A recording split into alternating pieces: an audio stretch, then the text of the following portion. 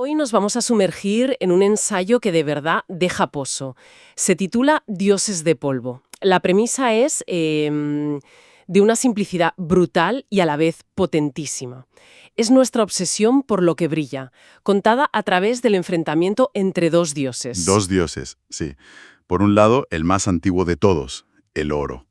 El tangible, ¿no? El que se extrae de la tierra con sudor y sangre. Y por otro, su heredero, el heredero moderno, mucho más etéreo, el código. El código, exacto. Pero yo creo que lo realmente fascinante del ensayo es que no se limita a comparar dos tecnologías, ni mucho menos. Es como un tapiz que va conectando épocas, lugares que en apariencia no tienen nada que ver. Nada, claro. Porque el ensayo no se conforma con describir, sino que actúa como un espejo que nos muestra el coste oculto, tanto humano como ambiental, de los sistemas que hemos creado. Ese es el núcleo. El autor nos invita a un viaje por la historia de la extracción, una historia de cavar, ¿no? Ya sea en la Tierra o en el mundo digital. Y la misión de nuestro análisis de hoy es seguir ese viaje para ver si la conclusión que propone el ensayo es, una utopía o una posibilidad real. Que es la idea de construir un sistema basado, por primera vez, no en la extracción, sino en la regeneración. Exacto. Un viaje que, como todo lo que tiene que ver con la codicia, empieza con una apuesta. Así que, si te parece, empecemos por el primer dios, el oro. Pues sí. Y el ensayo nos sitúa en un lugar bastante inesperado para empezar, la Pompeya del año 14. Y allí conocemos a Marco Vitruvio, un legionario que acaba de volver de una campaña en Germania. Pero no es el típico héroe romano que nos imaginamos. Está completamente destrozado por dentro, atormentado por una masacre en la que ha participado. Sí.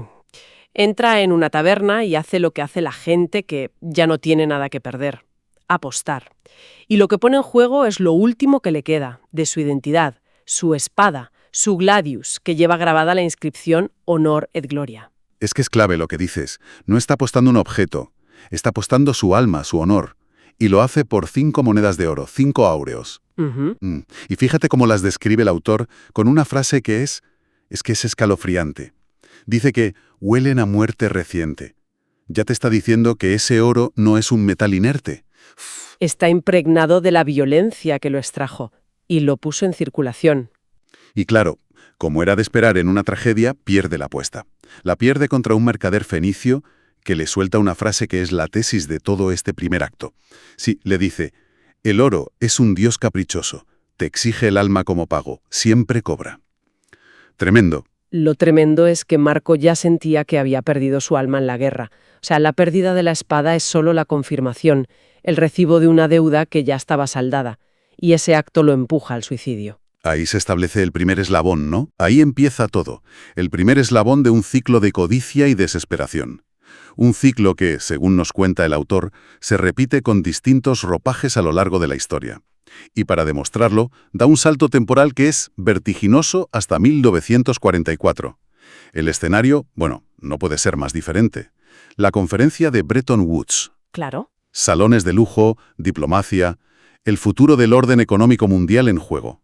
Ahí tenemos dos visiones enfrentadas. Por un lado, John Maynard Keynes, que argumenta con una brillantez increíble que el oro es una reliquia bárbara. Un lastre, sí. Un lastre del pasado que impide la flexibilidad económica. Y por otro, la postura de Estados Unidos, defendida por Harry Dexter White, que aboga por anclar el dólar al oro, y el oro vuelve a ser entronizado como el pilar del sistema financiero global. Y es justo aquí donde el ensayo utiliza una técnica narrativa que a mí me parece una maravilla, y que es una constante en la obra: el contrapunto. Ajá. Mientras los políticos debaten en un hotel de lujo, el autor nos arrastra al coste físico de esa decisión.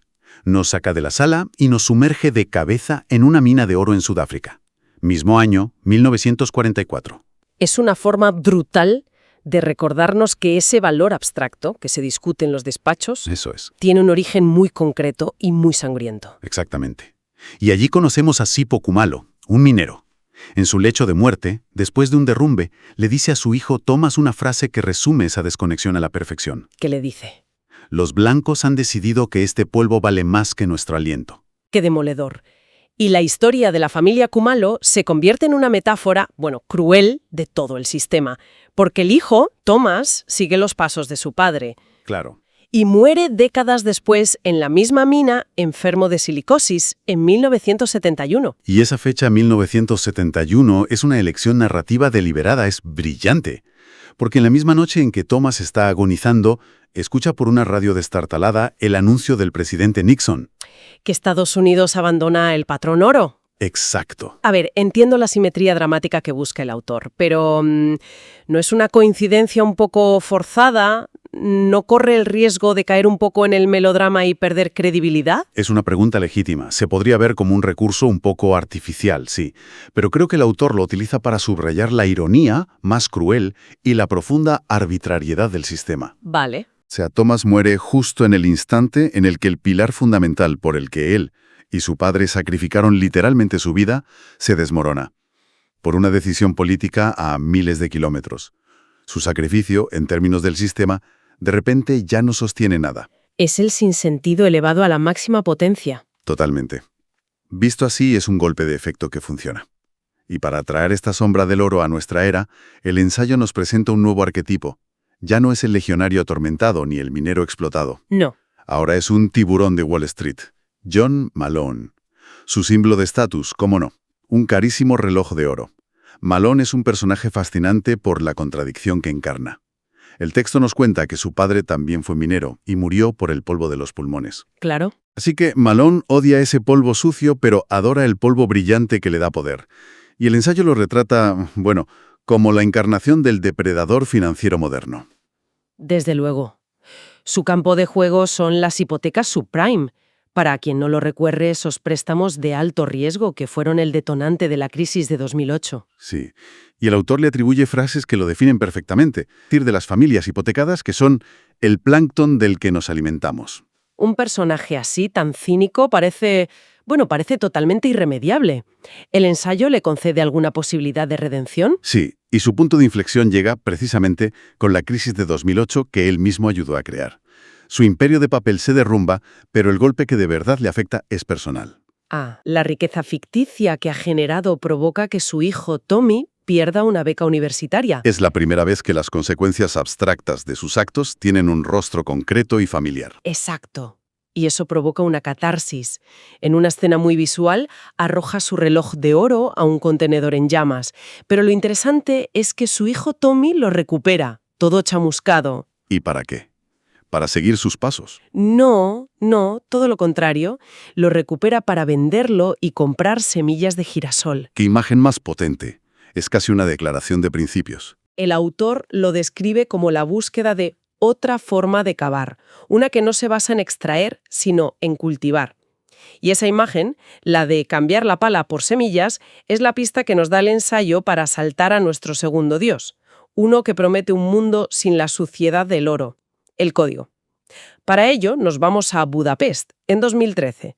Allí conocemos a Lena Kovacs, una programadora brillante e idealista que quiere escapar del mundo corrupto de su padre, un oligarca postsoviético.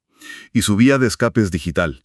Descubre el white paper de Bitcoin, que para quien no esté familiarizado, un white paper en este contexto es como el manifiesto fundacional de una criptomoneda, ¿no?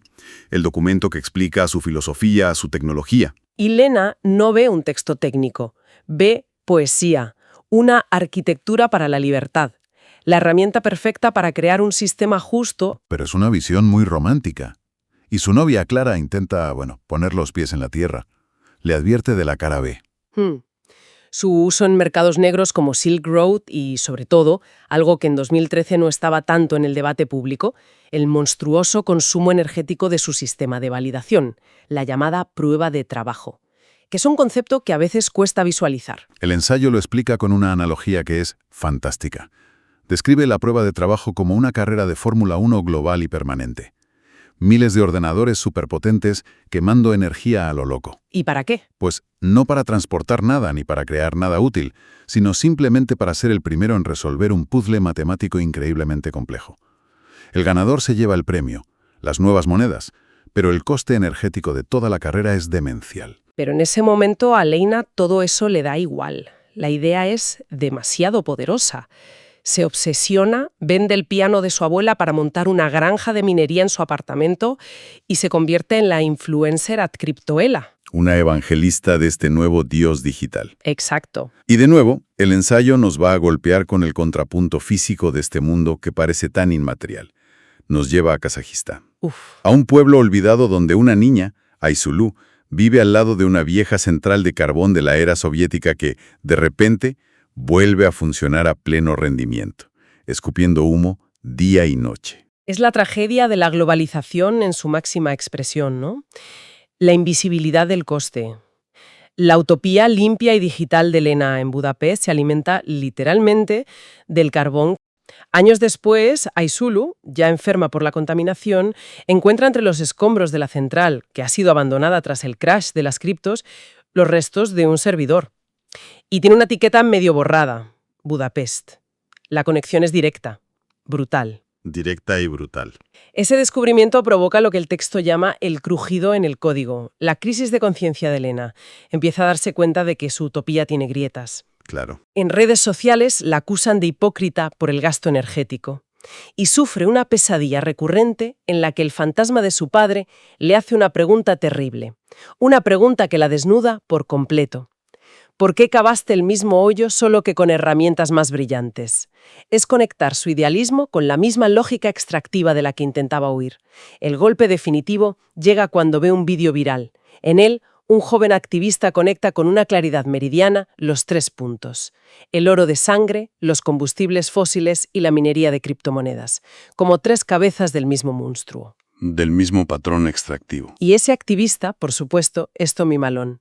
Lena, completamente rota, apaga sus máquinas para siempre y lo contacta.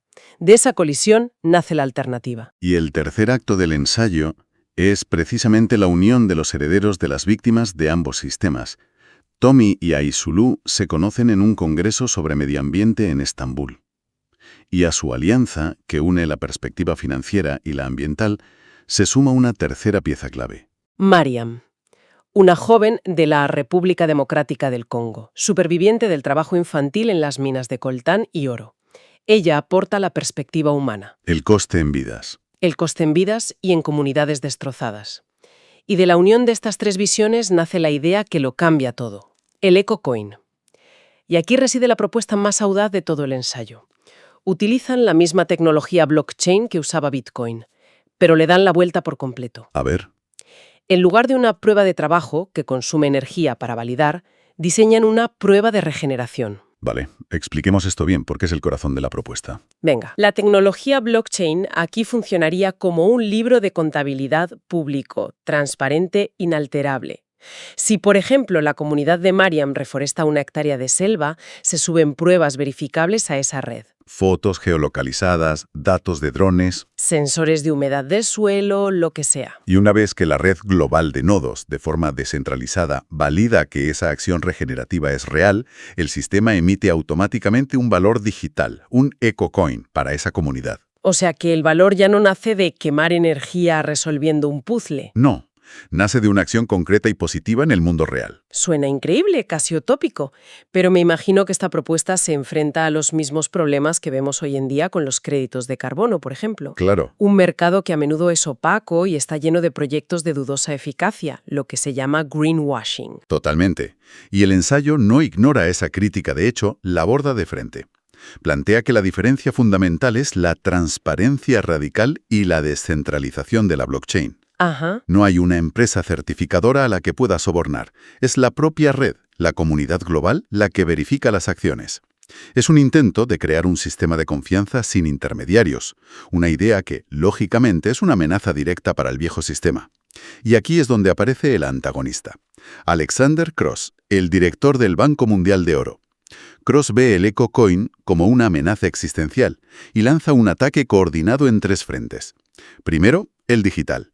Explota una vulnerabilidad en un código antiguo escrito por Lena. Su propio pasado idealista se vuelve en su contra. Exacto. El segundo ataque es físico. Intenta sobornar a Aysulú, en Kazajistán, para que abandone el proyecto y, como ella se niega, unos matones queman parte de la granja solar que alimenta su comunidad. Y el tercero es humano. Chantajean a un joven programador del equipo, Ryu, para que los traicione desde dentro. Pero en ese punto, como suele ocurrir con las ideas poderosas, el movimiento ya es más grande que sus creadores. Totalmente. La fuerza ya no reside en el código, sino en lo que el ensayo llama las raíces humanas. Un vídeo de Mariam plantando cara a unos madereros ilegales en el Congo se hace viral y estalla en lo que los medios bautizan como la rebelión de las raíces. Y es una rebelión que combina tecnología punta con conocimiento ancestral, ¿no? Sí, es esa mezcla. La comunidad de Aizulu utiliza una técnica llamada fitorremediación, usando los girasoles de Tommy para limpiar suelos contaminados, mientras la de Mariam desarrolla sensores de bajo coste para monitorizar la reforestación en tiempo real. Es la tecnología al servicio de la necesidad, no de la especulación. Justo. Y es entonces cuando Lena, con la ayuda de un arrepentido Ryu, ejecuta su jugada maestra, el botón negro, que es una pasada. Lanza un gusano informático que es una obra de arte. No roba ni destruye. Lo que hace es localizar 500.000 millones de dólares en cuentas opacas de Cross. Y de su banco. Y los convierte automáticamente en EcoCoins, financiando cientos de proyectos de regeneración por todo el mundo en cuestión de segundos. Es justicia poética digital. Utiliza la propia liquidez del sistema extractivo para financiar su opuesto. Y el golpe es definitivo. Sí. El ensayo culmina en un juicio en el Tribunal de La Haya. Tommy presenta todas las pruebas, desde las listas de niños mineros hasta la grabación de Cross ordenando los ataques. El veredicto es histórico. Cross es arrestado, pero lo más importante es que el tribunal emite una recomendación sin precedentes. Sí, Insta a los bancos centrales a empezar a desvincularse del oro como activo de reserva, argumentando su inmenso coste ético y ambiental. A ver, es un final esperanzador, pero ¿no peca un poco de exceso de optimismo? el ensayo lo presenta no como una victoria total de la noche a la mañana, sino como el principio del fin de un paradigma. La cumbre de Nairobi de 2030, donde se adopta el EcoCoin, no elimina las monedas tradicionales. Vale, pero establece un principio revolucionario. La salud del planeta debe tener un valor económico real en el sistema. Es el punto de inflexión. Un punto de inflexión con un coste personal altísimo, sobre todo para Lena. Su final es agridulce. Sí, no es un cuento de hadas. Lena muere de agotamiento poco después de la victoria. La lucha la consume por completo. Su último mensaje a la red es un testamento de la filosofía del movimiento. Plantad algo, cuidadlo. Y el texto añade un detalle final que es sobrecogedor. Dice que sus últimas palabras, susurradas al fantasma de su padre, son: cambiamos el polvo por raíces. Cierra su círculo. Cierra su círculo personal de una forma increíblemente poderosa. ¿Y qué ocurre con el símbolo que lo empezó todo? Con el reloj de oro de Malone. Esa es la imagen final del ensayo. En una ceremonia en el Congo, Mariam entierra una cápsula del tiempo. Dentro no está el reloj. Está el oro del reloj, fundido con la forma de una semilla. ¡Wow! Los dos dioses de polvo, el oro y el código, simbólicamente transformados, ya no son señores, sino herramientas al servicio de la vida. Al final, toda la obra nos deja flotando una pregunta que resuena mucho después de terminarla. ¿Estamos condenados por naturaleza a ser mineros, cavar y extraer sin fin? ¿O podemos aprender a ser jardineros? Exacto.